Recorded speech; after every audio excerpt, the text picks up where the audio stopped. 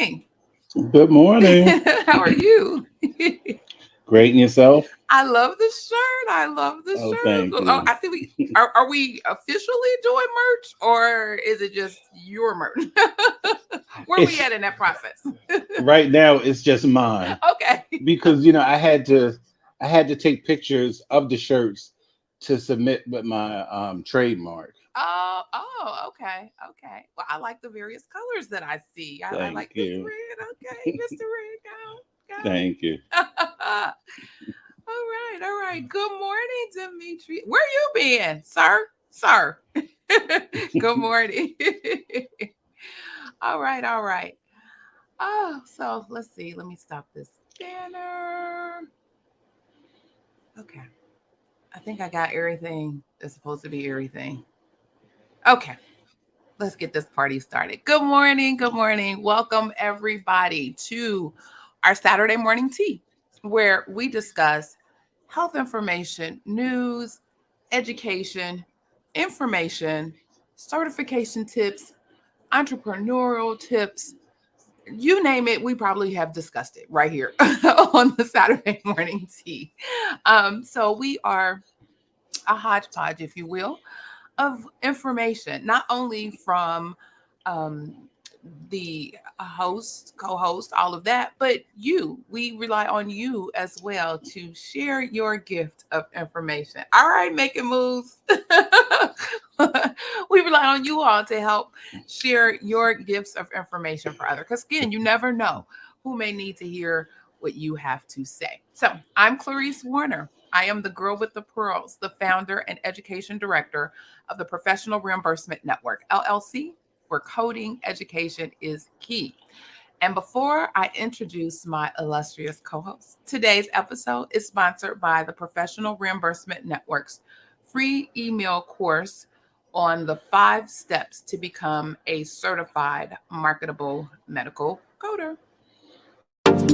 Are you interested in medical coding, but not sure where to start? And scared of wasting time and resources? Let me help you with the right steps to become a certified marketable medical coder. Learn more at bit.ly/5stepscoder.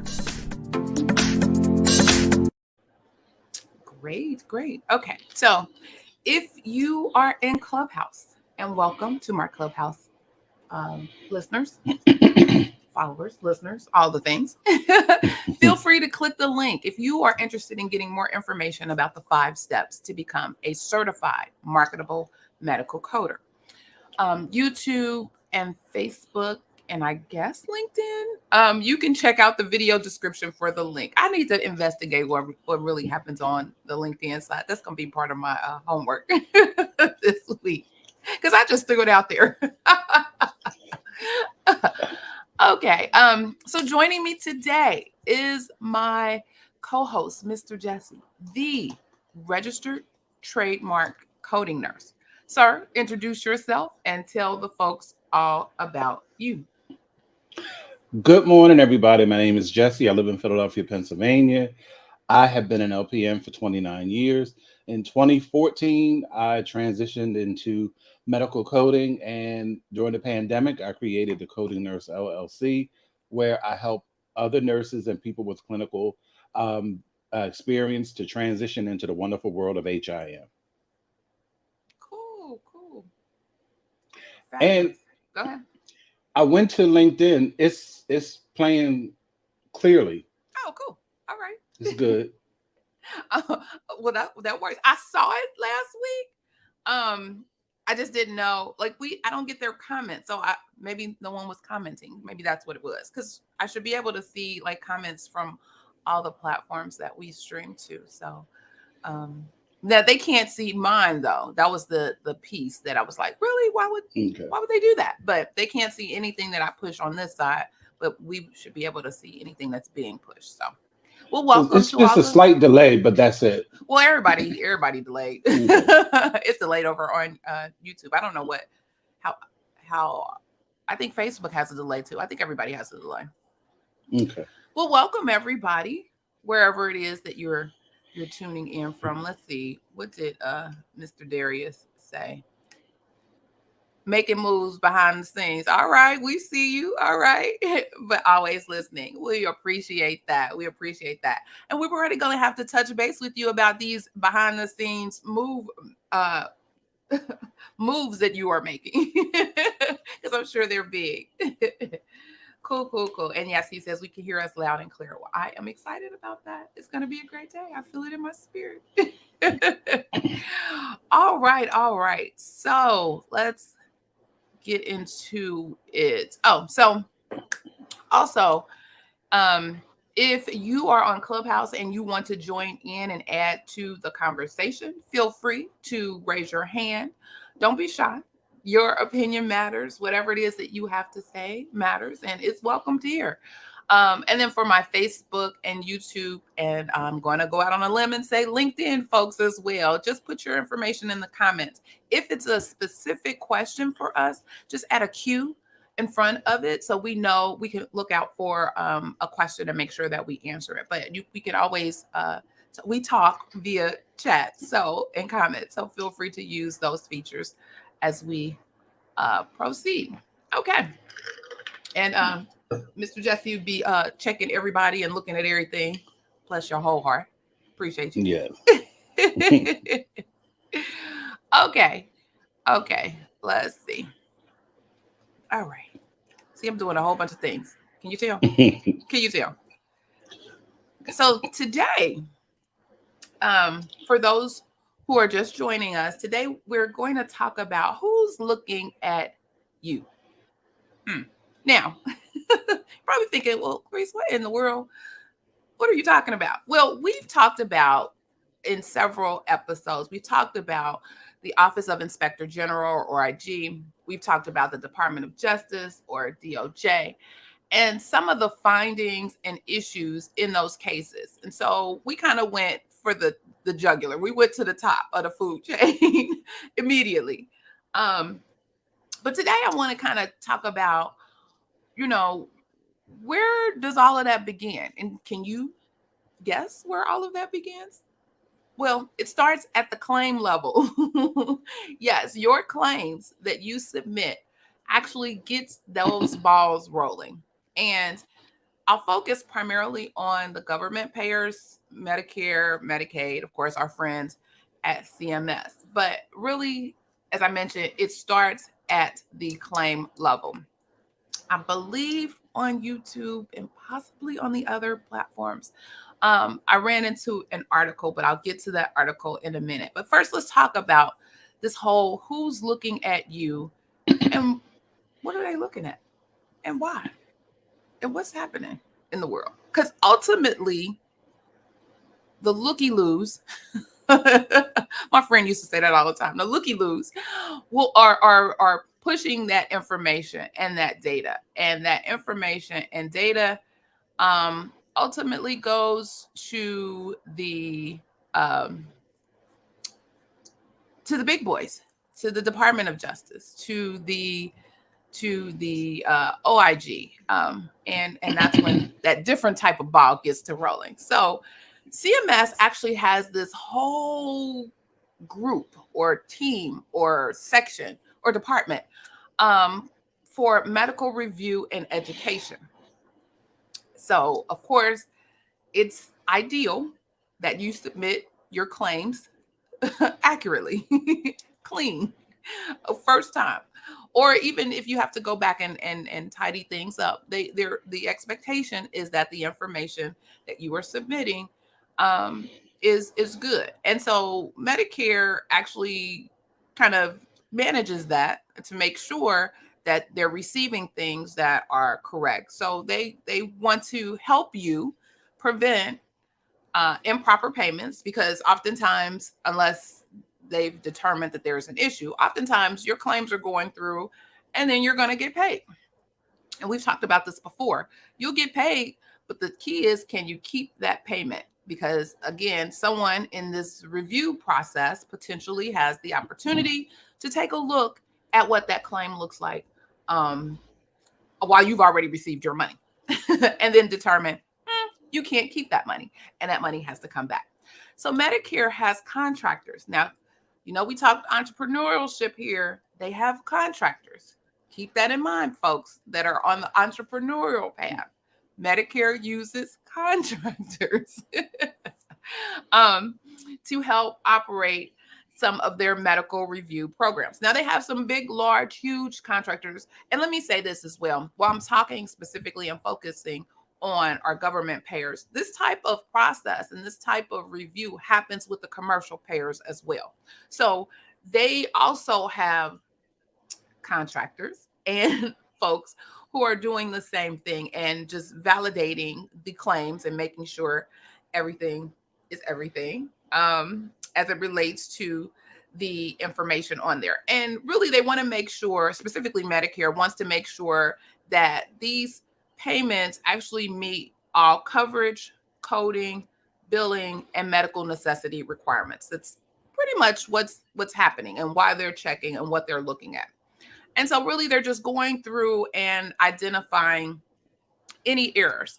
And so they're looking at data, they're doing claim analysis. All these buzzwords should be just your head should be exploding because we talked about all of these different components that the claim kind of goes through. And they're using contractors to also provide education. So they want to once they go through, they analyze, they look at that data, they determine, okay, based on the data, we're seeing that there's an uptick in this particular issue or this particular area. We need to not only educate those that we specifically looked at their claims, but if it's wide enough and big enough, we need to educate everyone as a whole. And typically that's what you'll see. And you'll see some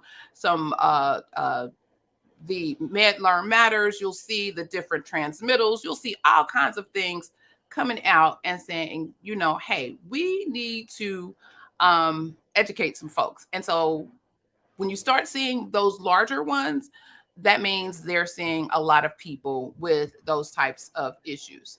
So usually fee for service Medicare, their reviews are conducted by your max. They also have this group called the Supplemental Medical Review Contractor, or SMRC. And they have your RACs, or the Recovery Audit Contractors. And then there's some other ones out there too. Medicaid has some folks, and even your managed care Medicaid and Medicare also have some additional folks. So part of the information that they use to determine which claims that they're going to select come from another program that they have called the Targeted Probe and Educate program. And again, this is based on data analysis and findings that they get from the CERT. If you haven't heard the CERT is the Comprehensive Error Rate Testing. So again, they're looking. So as you see, there's several eyes that are on one individual claim, or potentially could be on one individual claim as it's paid. Then the OIG, of course, they come out with their work list.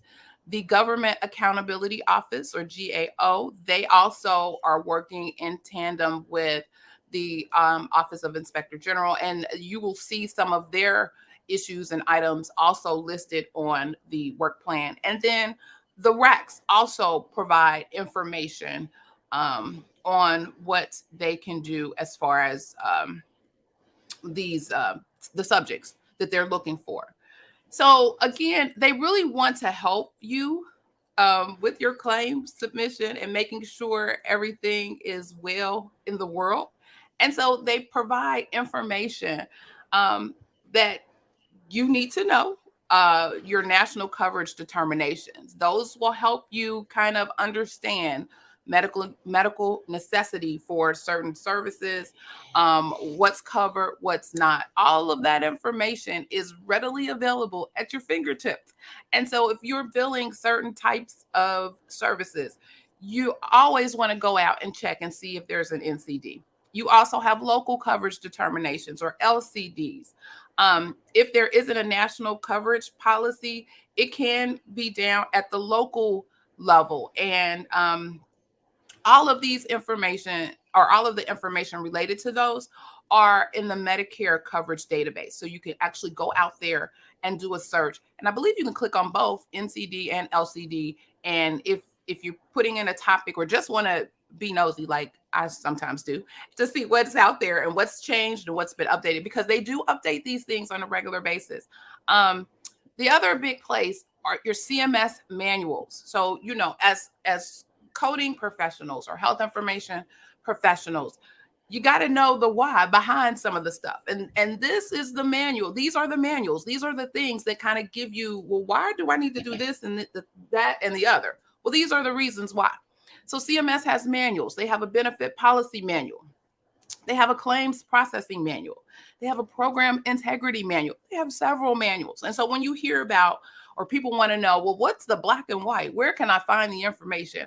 Oftentimes it's in the manual. And the manuals provide the interpretive medical review guidance for all of these medical review activities. So I wanted to kind of preface okay, there's an airplane flying over. I wanted to preface the beginning of our discussion with some foundation. So this is, some of these are the folks that are actually looking at you, or if you are a provider and you're submitting claims, these are the folks that are looking, and this is the reason why they're looking.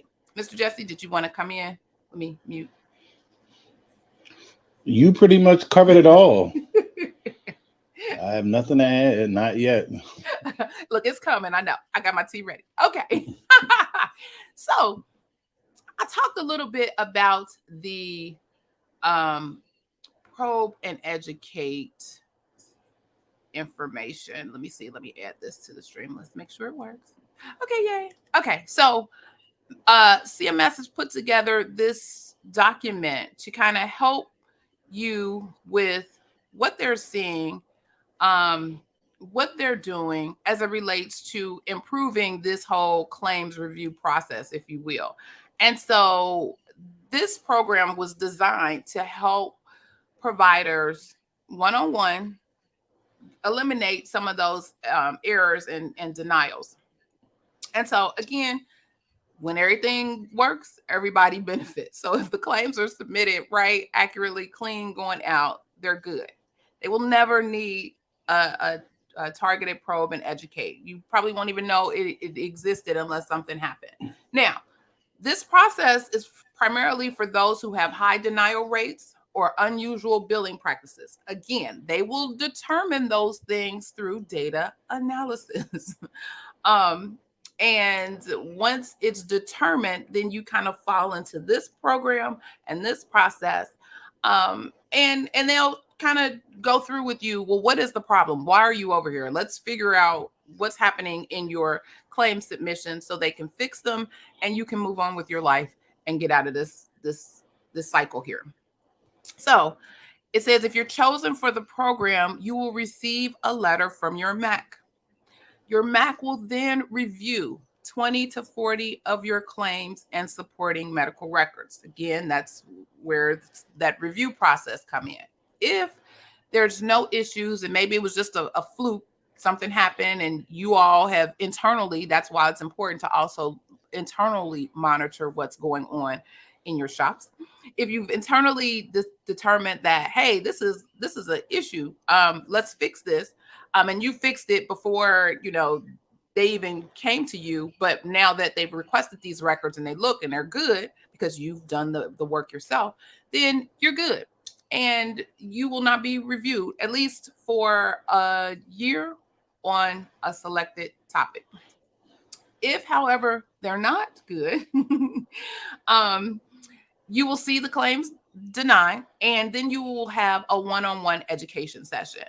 And I can honestly say I actually participated in a targeted probe and educate session some years ago. And, it's not just one-on-one like you and one other person. Actually, you can bring whoever you want to in the room or on the call with them, and you all can go back and forth and have a discussion related to that. And we normally would have an entire team, those who were involved in whatever the issue was. So that frontline person, all the way up through our compliance department to assist and make sure that we were compliant in their process, and then making sure that we were also compliant as it relates to what we need to do to correct any issues, and then our own internal monitoring. So it was really, to me, the education usually is really good. They're very to the point. They're really trying to help you.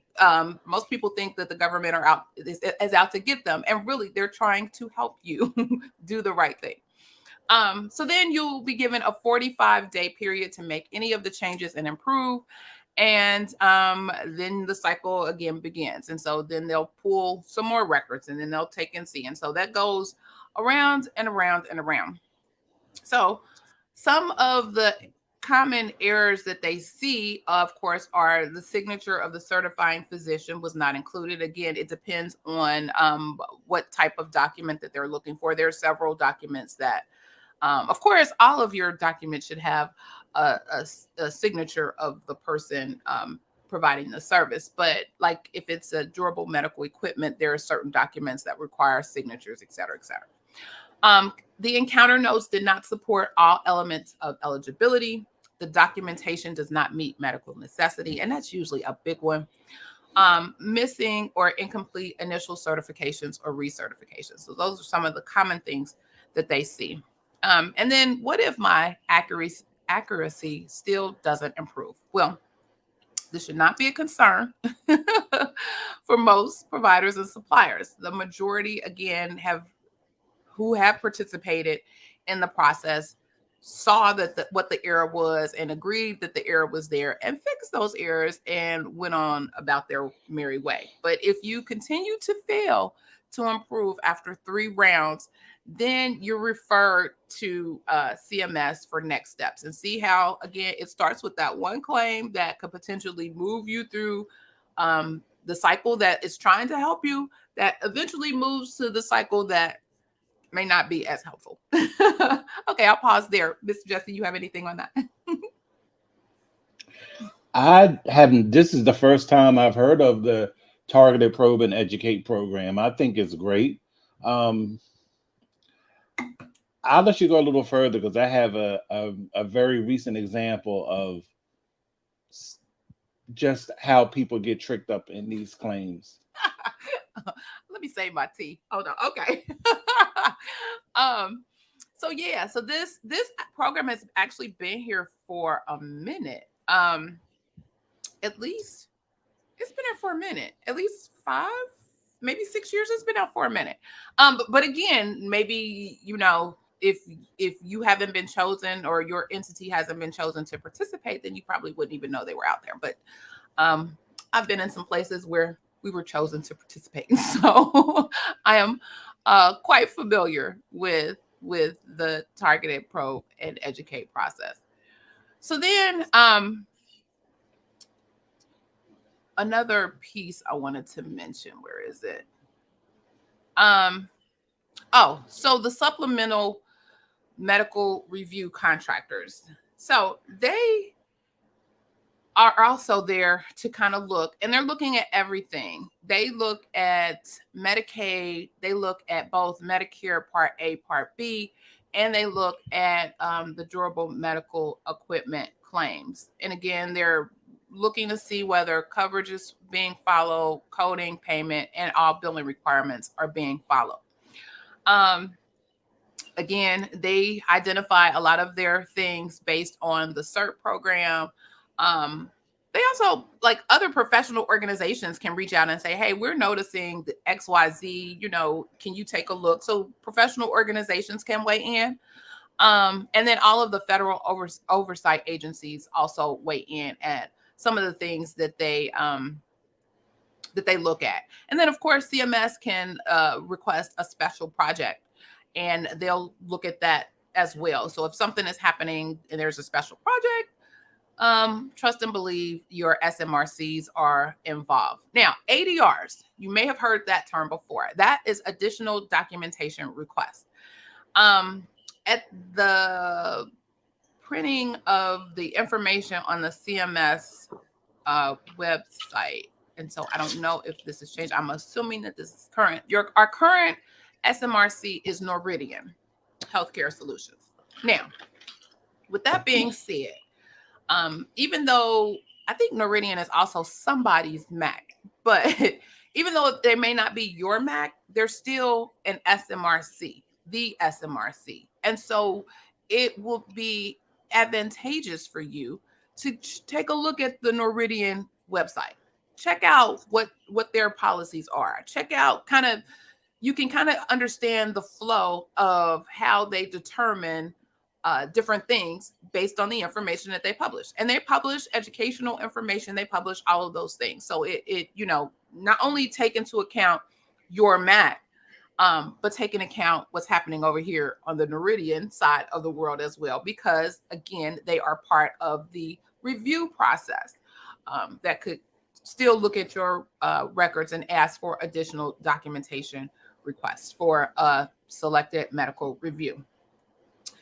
Again, overpayments, they will let CMS know if they see some things and an overpayment is warranted, or if there is any type of non-compliance with any of the documentation requests. So you can get in trouble if you just ignore, what is this letter? You know how some folks be, oh, I don't know what that is, or oh, that looks like a bill. I'm not opening that. I'm throwing that away. I'm putting it in a drawer. No. Once you get those requests or you see that information, it will be to your advantage to make sure that you respond, and you have a time frame in which you need to respond. So yeah, make sure if you see those types of letters or any of that for ADRs that you're responding to that. Now, I know there's a lot, and I remember folks complain often about the number of ADRs and ADR requests, and especially with the commercial side, they were off the chain. So recently, I saw an article by Nicole Emanuel. She published an article, Understanding Updated RAC ADRs. And so they're updating these, and not only are the RAC updating their ADR requests, the SMRC is updating their ADR request, and your quality improvement organizations who are also contracted or contractors for audits are updating their requests. So usually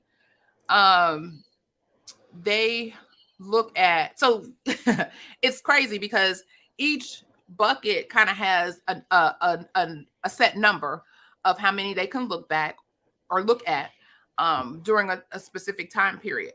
But if you add those together, so you got this bucket, so you got the RAC bucket, you got the SMRC bucket, you potentially have the quality improvement organization bucket. That can add up because you may be involved in all three of them. And so you're sending or receiving ADRs for anywhere between 30 and 40 records every 45 days. So you see how that adds up. Somebody, I mean, that's a whole department in and of itself. Also, the look back periods for these are different. Usually, I think the RAC look back period is 3 years. But remember, the RACs are paid on a contingency. So that means they're looking to find something. They get paid when they find something. So that's their whole thing. The other ones are kind of more helpful. They're really helping you avoid the RAC and their contingency thing, if you will. So there is usually a bigger limit placed on the RACs because, again, they're there to look for problems and they're paid to look for problems. And the other thing about the RAC, which is different with the other ones, is that they can extrapolate.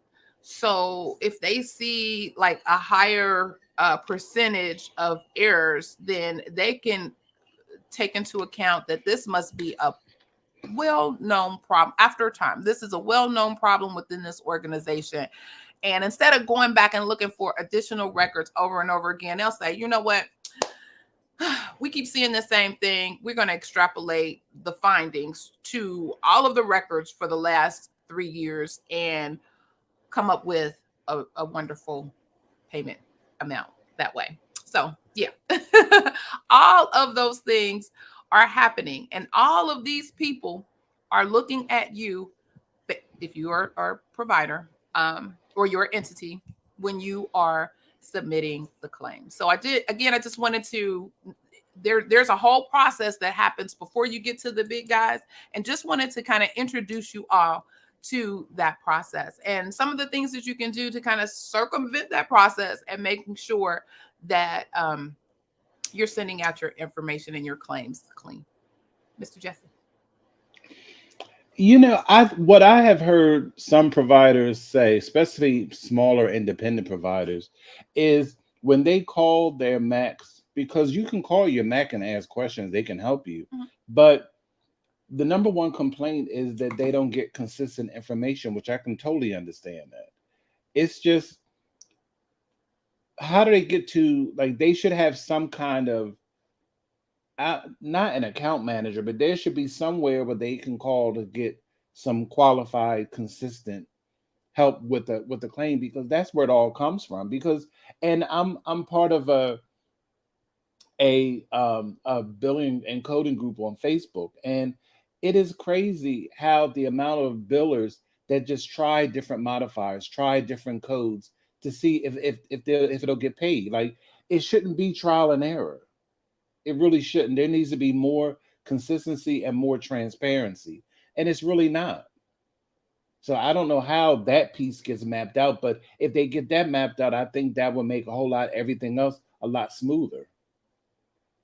So for me, you know me, I like stuff in writing. And so if I see it, even you wrote it on your website, that's documentation to me. And so if I'm having a conversation with somebody and things are not jabbing, somebody said from your organization that XYZ ABC 123 is how you're following the rules or the information. Also, the one of the problems that I see is that the Macs oftentimes have their own independent interpretation. So one Mac, and that's the thing with hearing from various folks in various jurisdictions, because your Macs are not the same.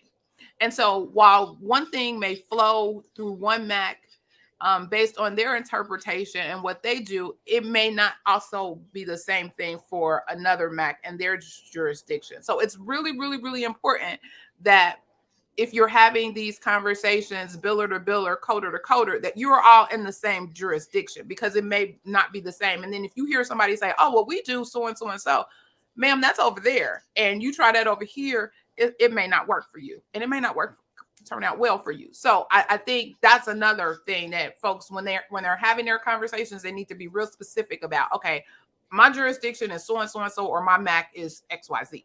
And so that way they're comparing the same thing. But it's unfortunate that typically they do have their own interpretation. So again, going to the source. So I would take the information that the Mac says that they have printed on their website. And oftentimes, to me, and there's some good, I mean, Meridian is actually one of the good ones. There's some good Macs out there that has a wealth of information. And they do Q&A, so you can go back and there's a printed, I'm all about the documentation, there's a printed list of Q&As that people have asked that they have clarified or what have you. And then if they get questions that are similar or the same question over and over and over again, somebody takes a look at that, and so somebody is paying attention, and then they'll go back, and if there needs to be some clarification, they will clarify the information. It's kind of like a coding clinic for Macs, if you will. So somebody goes in and then they'll clarify. But again, the Bible of this all is CMS and those CMS manuals and those CMS NCDs and LCDs. And so that's where it all comes. The MACs just provide their interpretation. However, CMS does instruct the MAC. So sometimes the MACs be going rogue, and it's like, that's not what even CMS told you. So if you kind of look at transmittals of things as well. So if you look at the transmittal of certain conditions or services, it'll clearly tell you how the MACs are being instructed. And it'll say, MACs XYZ. There's a whole little section on those transmittal that talks about what the MACs need to do. And so some of the transmittals are for them. Some of them are for us as health information professionals. Some of them are strictly for providers. But we could all benefit if we take a look at them to see, okay, this is what they told you to do, but you chose to do otherwise. We got a problem. Let's discuss this problem, because you are dinging me, provider. If I was provider, you're dinging me based on your interpretation and not what CMS said. So that's where you have some room, and that's where you get the back and forth, the argument, the appeal process, all of those things. And that's where when you're on that end where you have to defend and appeal these things, that's where you go for your source material when you are appealing. You want to say? I see you nodding. No. Okay. So let me unmute. Okay. So again, I just wanted to provide some information. So we talked about, the big guys, and yes, they when they come for you, they come, but know that they've had all of this stuff rolling in the background to get to that. It wasn't just an automatic, oh, well, wait a minute, we saw this, let me get to them. No, they've been doing this data analysis based on your claims for a minute. So again, just wanted to kind of give you some information on who's looking at you and where all of this started and where it's coming from. So hopefully that was helpful information for someone if they did not know. And what that wealth of information you shared with everybody indicates is you talked about a lot of jobs. A lot of people have and a lot of jobs. entrepreneurship opportunities as well. You're talking about tens of thousands of people who are involved in these processes. It's not a small undertaking at all. It is tons and tons and tons of agencies, of companies, of people. And since we're wrapping up, because this call ties to risk adjustment, a lot of it has to do with training. When these people onboard people, give them the proper training, give them the proper tools and resources so they can code correctly. And I started a contract position 2 weeks ago. And it ended yesterday. Oh, wait, hold on. I feel like Spike Lee now. Oh, do the right thing. Okay. Sorry. I just can't. Here's my tea. Hold on, let me get it. Okay, come on. And I realized that, contract work is just not for me. It all comes down to training and onboarding. Like, for number one, there was no live training. We had to watch 3 recordings of trainings, and they gave us maybe 10 PDFs that we were supposed to refer to. And then they used another platform for like a group communication. So if you had a question, you put it in this chat format and they would get back to you. I had questions in the chat format that were never answered. And you couldn't, and the way that they were set up, because some places you can pause a review and go on to another one until you get the feedback you need and you come back and finish it. They didn't have that capability. So if you're sitting there waiting, you'll be waiting. And then you're not doing charts, and then that affects your productivity.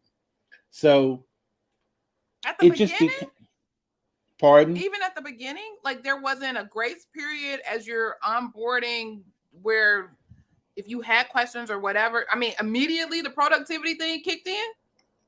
Because they were supposed to when My bad.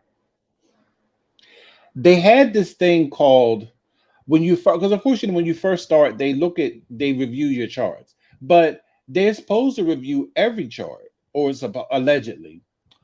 I had Not as of allegedly. because I as of yesterday I had done 80 charts, and I didn't know when I was like when they sent me their feedback, I didn't know from what period they were even where the charts were even coming from. Then on when it first started, I had even sent them a message that I was using because normally because they have everybody has a crosswalk where you put in the code and you see if it maps to the project. So normally you just go to find and you put you go to the little magnifying glass and hit find, put in the code and it pops up. So I'm like, wait a minute, nothing is coming up. So that happened for like 7 reviews. Then I'm like, wait a minute, this is not something's not right. Mm. So I even put in a code that I saw in the chart in the little spreadsheet, and it came up. It didn't come up. Come to find out, for this crosswalk, you had to move the cursor to the column that had the ICD-10 CM codes. I had never had to do that. I've never heard of that. So if that's the case, then why would that not be told to you? That's how you have to do it.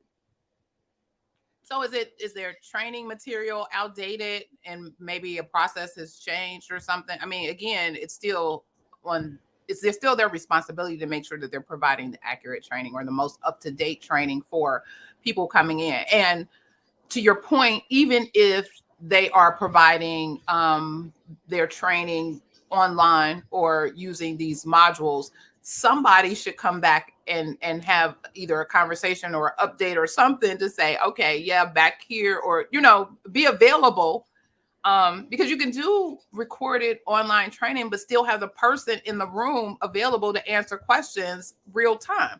So That wasn't they didn't do that. okay, yes sir, let me. And then even when I made them aware of the crosswalk and how nobody's had made anybody made me aware, nobody responded. So then I'm starting to look at my feedback and I'm like, this is and then because of course, so if the first chart you're going to look at, since I was using a crosswalk wrong, of course they're going to be crap because I had missed codes. So then I get an email talking about now I'm in my second chance period. So I'm like, okay. So I'm like, okay, I see how you're playing. You just totally disregarding everything I said. I explained to you what happened. Okay. Wait a minute, wait a minute. So So at this point, you're still not talking to anybody. It's just this back and no, forth email. no. Oh, oh, okay. I have never. Whenever you get feedback, whenever somebody audits your charts, you and somebody sit down and go over it. So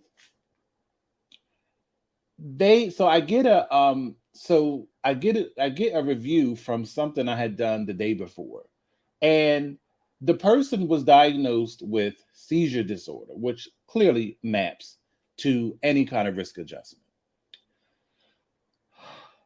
They also coded the R code for seizures. Now both of them map to the same HCC, but if somebody has a diagnosis of seizure disorder and there is seizures documented in the medical record for that encounter, why would you code the symptom and the disorder? That doesn't make sense. Mm. But I get it because this is what happened. This is what's happening now in risk adjustment, and this is why they always get cut the piece and have to pay back money because now what they're doing, they're chasing codes that map to try to boost the risk revenue. adjustment factor. Yeah, And it's like that's ridiculous. yeah. So I was like, you know what? I didn't had enough. So go ahead. So I don't know if I asked you this before, um, and I know you are involved with HCC and risk adjustment. Do you provide training for certification on that? I help the people who take my class, but I mean, do do I you have a like? specific, like, I'm throwing something out there for you. Do you have a specific a specific maybe boot camp or something that focuses primarily just on the risk adjustment information process, what folks need to know to be successful in that area, as well as potentially um, pass the certification exam? Just think about it. Food for thought. If you don't. Well, actually, I do, but it's oh, Oh, my bad. Ah, actually I do, but it's really I've only offered it to the students because what happens is in my coding course, once we finish the ICD-10 CM course, most of them, because you're eligible with just based on the ICD-10 CM code set to either get a home health coding credential or a risk adjustment. So some people will choose to get one of those. So whatever one they choose, I'll have a separate class or two where I go into just what they need to understand that thought process. Because basically, like for home health, they go a lot into Z codes. You have a lot of aftercare codes. So I go a lot into that. And they do a lot of like joint replacement. So we go over that and, infections of wounds and that kind of thing. And then for risk adjustment, we go over like the hierarchy, how to trump all that kind of stuff. And what I tell them to do is get the study guide, and then I break down the key information they need to focus on in the study guide and have them we do some questions. And so far it's been working. Most people who take their CRC pass on the first try. is this not the same study guide that you talked about before? This is This is the AAPC study guide. okay. Oh, I'm thinking of CDI. Never mind. Never mind. My bad. Okay. So um so when I and then like even during their training, and I'm like, I'm not one to, say, oh well, that's not right, but I just made note, like for instance, because it was commercial risk adjustment, like the Affordable Care Act. Okay. So they do maternity as well as babies. Okay. So in training, they said that any baby that is not born at 40 weeks is considered premature. That's not true. That's not true. That's not true. And I'm like, see, they gonna have these people I had coding this stuff wrong. You only code premature labor if they're under 37 weeks. Where are they? Wow. Oh, good Lord. So I'm sure you had plenty of questions and comments in the chat that went unanswered. And then even because when you had mentioned during when you were talking about the different requests for records and the most common error, you'd be surprised at the amount of signatures, electronic signatures that are not valid.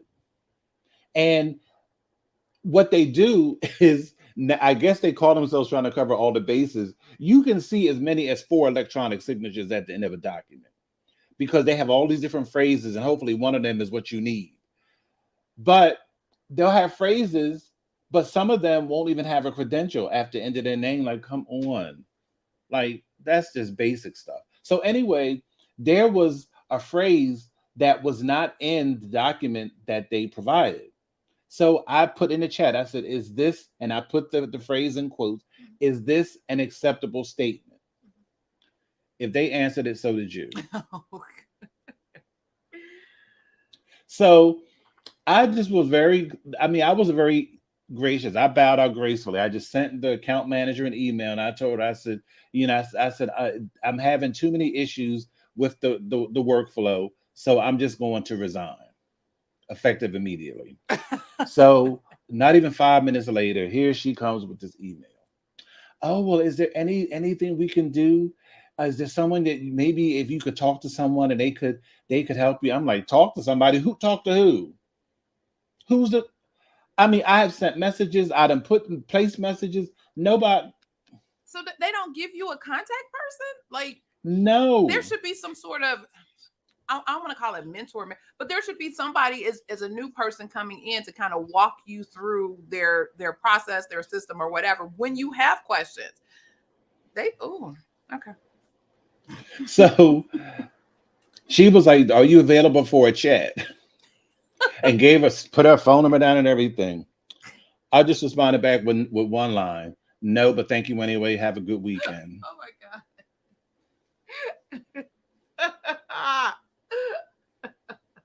Sir. Well, no, period is a complete sentence all day, but okay.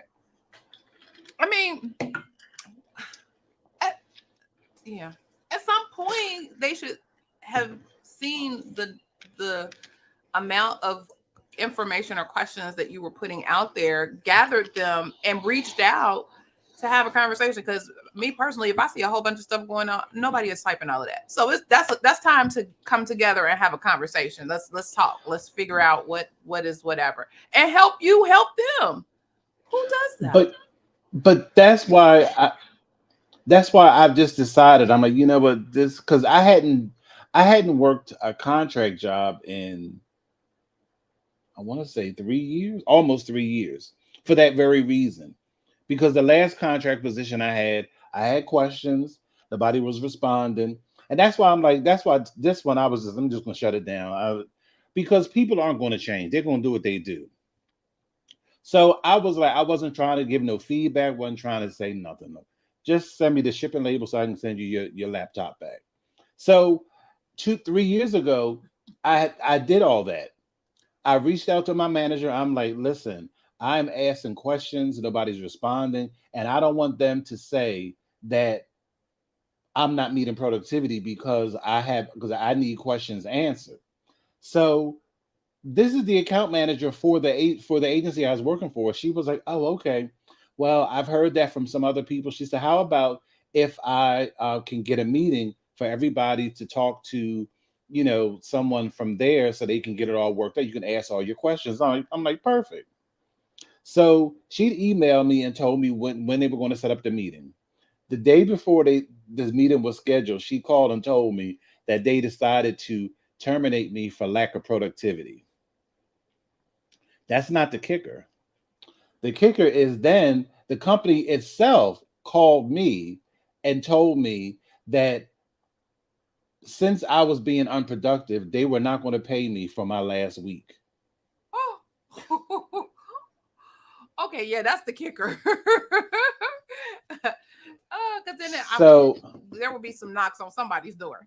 I'll be having making some personal appearances. Oh, go ahead. so they were based in Arizona. So I had to, this was October of 2019. I had to file a claim with the Arizona Department of Labor. But I did in January of 2020, I got my full week. That's ridiculous. How you gonna not pay somebody? You've done After the work. You've been in contact with them throughout this entire week with questions, with whatever. Again, I don't understand that. That is a mess to me. I'm thinking, like, you get the people in. Why is productivity being shot immediately? What I'm at a loss for words. There should be a grace period. Like, you have to get the person up to speed, acclimated to the systems, doing, the coding part, they should come in with that knowledge. But you still got to understand their systems, their policies, their whatever. And that should take some time. So I don't understand this immediate productivity boom. As soon as you hit the ground running, you should be meeting the same productivity as somebody who has been with this organization or contractor or company or whatever for X amount of years. That makes no sense to me. And again, and to not have somebody to kind of pull you through that process where you can have dialogue, who answers your questions, or Vicky says, because at the end, wait, you haven't popped up over here. Okay, here you go. Because in the end, it's all about their money. Oh my God. But you would, Exactly. so to me, that's short-sighted, because if you would think that if you invest the time and energy in the person that you just hired to help get to the money, where the money reside, then you can get there. I mean, why wouldn't you invest resources in your retention program? You invested money and resources in getting them. Invest money and resources in retaining them so that you can get to the money. That is ridiculous. Good morning, Marciella. I hope I said your name right. Okay. Good morning. Yeah, that I don't understand. Go ahead. You like you want to talk. So that was it. That's why, like, I just as a as when it comes to employment, and especially that's why I always tell new coders, don't ever do a contract because you don't get any support. It's not for that. You need to get a job where somebody's going to train you and give you time to get up to speed, and you can ask them questions. They can, and they'll you can sit down and they coach you. They review your charts with you and say, oh well, this is where you missed, because they weren't even clear on their own guidelines, because they were saying that if it's something that if it's an HCC that's found, then you don't have to capture any codes that map to that number. So this person had E11.9 regular diabetes. Okay, fine. So I found that they had chronic kidney disease stage 2. So that's a combination code. So that's E11.22, which maps to a higher HCC. Okay, so that's a found. Mhm. They told me that I didn't code insulin, but insulin codes to the same category as E11.9. I don't. Wow. That Let me get my So that's why I was contractor like, stuff together. I swear to God. Every time we had these conversations, it makes me feel like I need to do more. but this is exactly But this is exactly why we read later on how these companies have to pay back millions of dollars. Amen. Amen. It's sometimes it starts at home. Oh God. Wow. And so so are these contracted, are these specific risk adjustment types of contracts or coding that you're doing? Okay. Okay. Yeah. And they have a nerve to give you have to take an HCC coding test and pass it to even get employed. So if you have people who can pass and a risk adjustment coding test, clearly they know the guidelines, they know the rules. So when you have people who aren't being successful and are leaving, that's a process problem. That's right. And again, retention. You want to retain good people, you know. Wow. Well, I'm sorry to hear that. I am sorry that It is you are experiencing these types of problems. And I feel it compelled to do something about it it in my is it own little is way. rampant. It is rampant out there. Oh, wow. Mm, that's crazy. That's absolutely crazy. Okay. Ah, well, we need to go out on a good note. Oh, so I don't know if anybody, and I couldn't find her YouTube. I thought she did a YouTube video. She definitely has a Facebook video. But if anybody follows Dr. Jen Cottle, she is, I think she's a DO physician. Um, I can't remember where she's from, but she's in my Facebook feed. I see her all the time. And she went on a whole I love nurses rampage this past week. I'm gonna try to look for it and maybe see if I can pull something. I thought she did it on YouTube. I was gonna add her and we was gonna watch that little YouTube clip.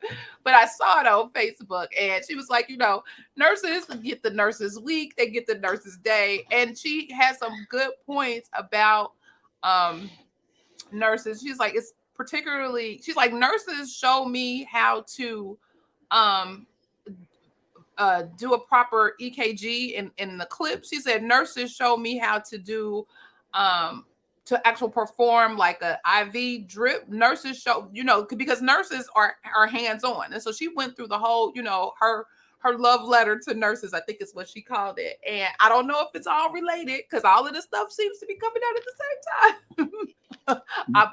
I believe it is, but she, really went out on a limb just to talk about how nurses are valuable.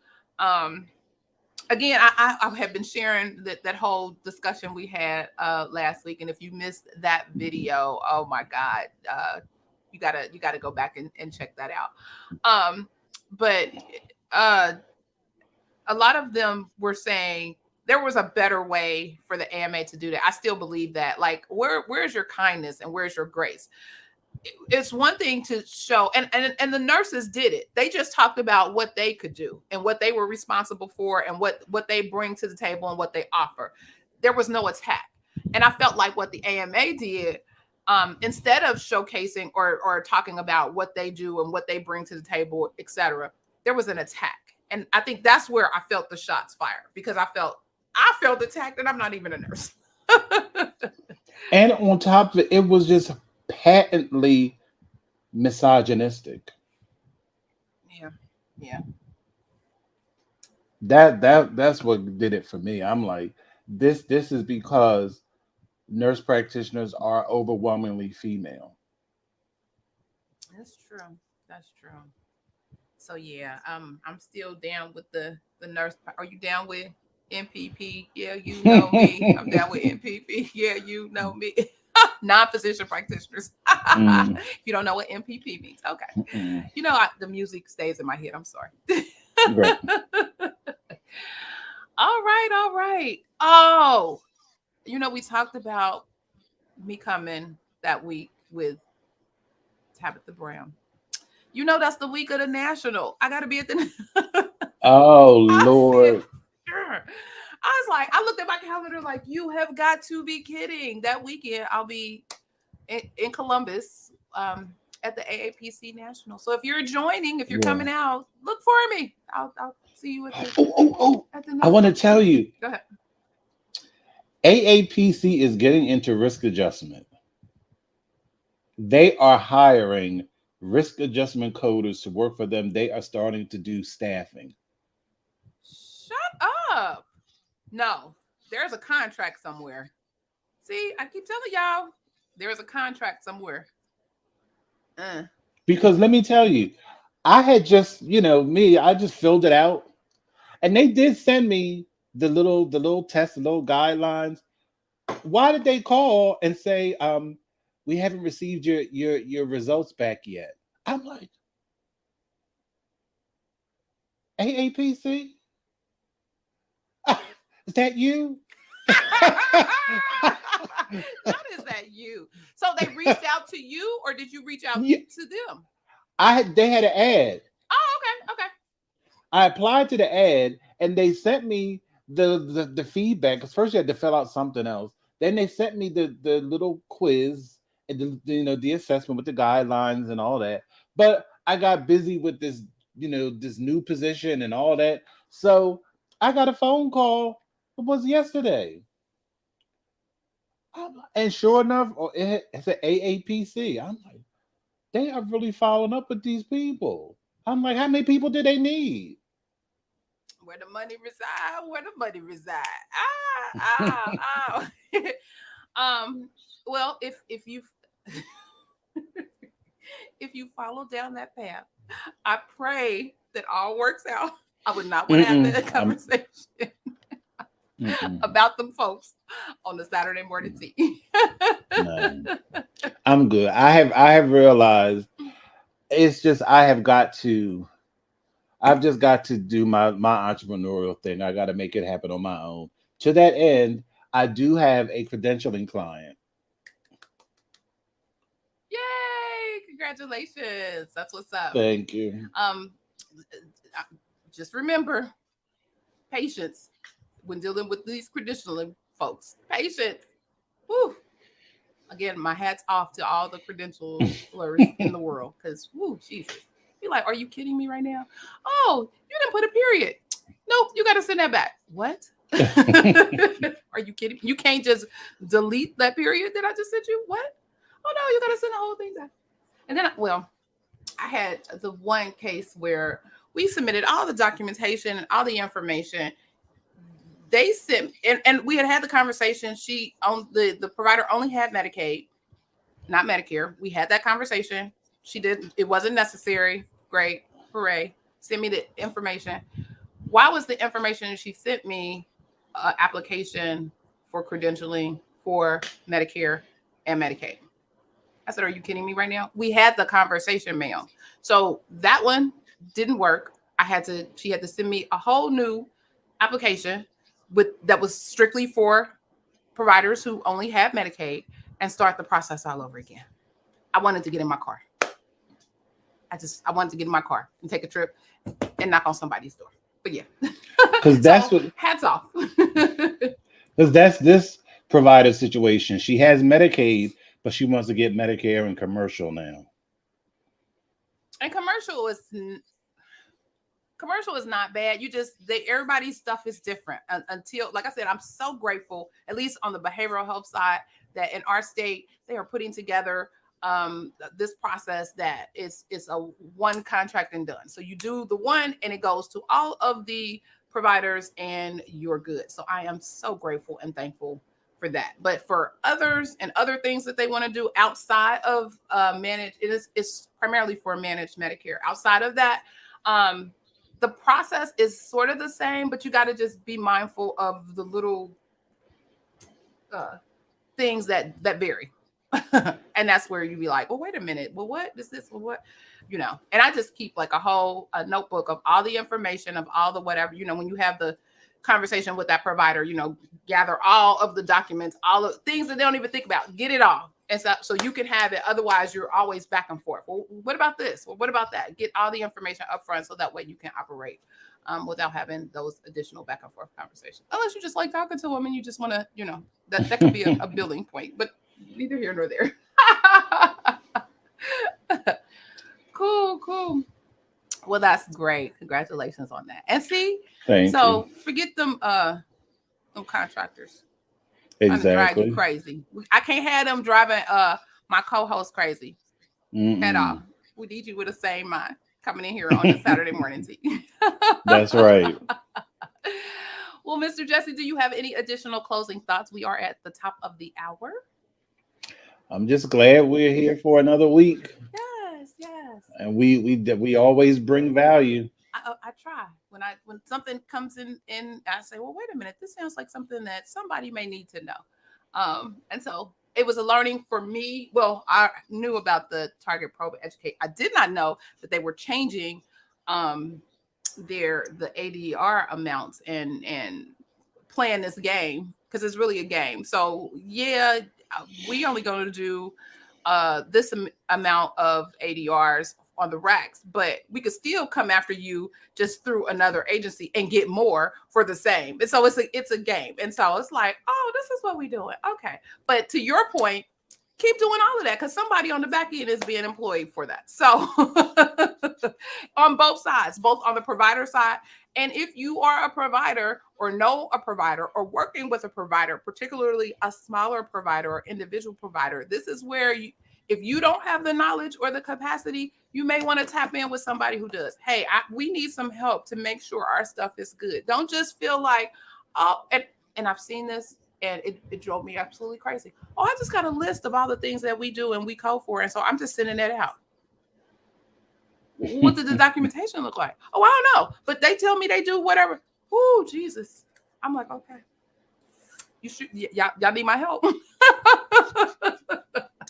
So, yeah, if you don't have that in your wheelhouse, please, I'm begging you, reach out to somebody who does and let them help you.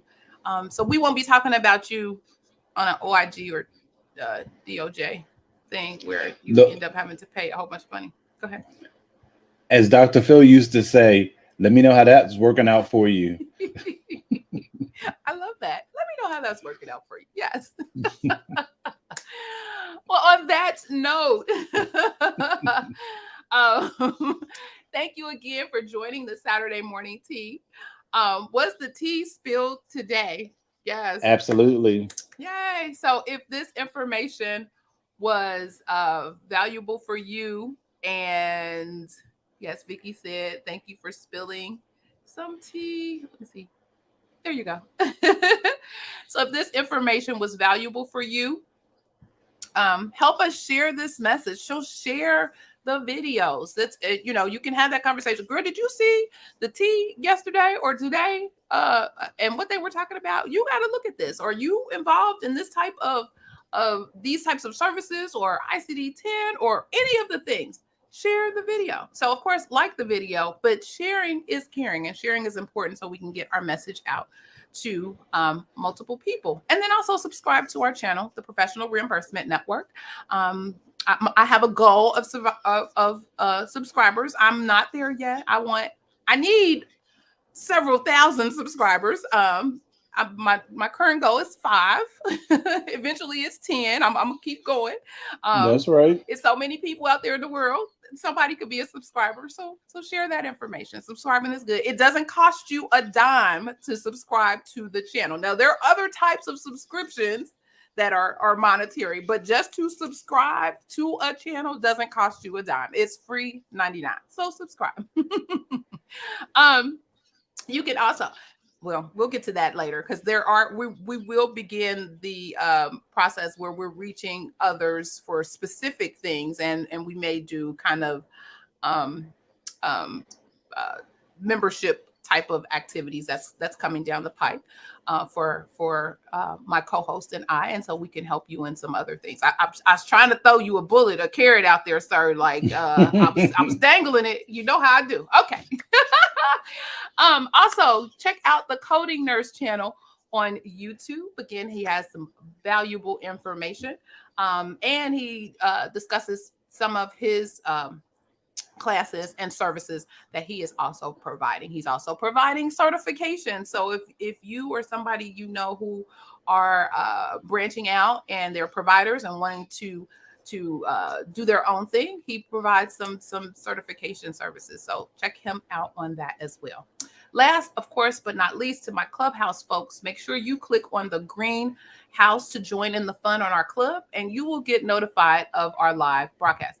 If you are a subscriber on YouTube as well, you'll get notified as well when we're going live, which is usually on our Saturday morning tea, Saturday mornings at 9 a.m. Eastern Standard Time. So again, this was a great session. Yay. Yes. Yes. Thank you all for joining. And remember, be safe, be kind, and don't wish for it, work for it. Until next week, prayerfully, everything will happen. And we'll see you again. Have a great week and take care.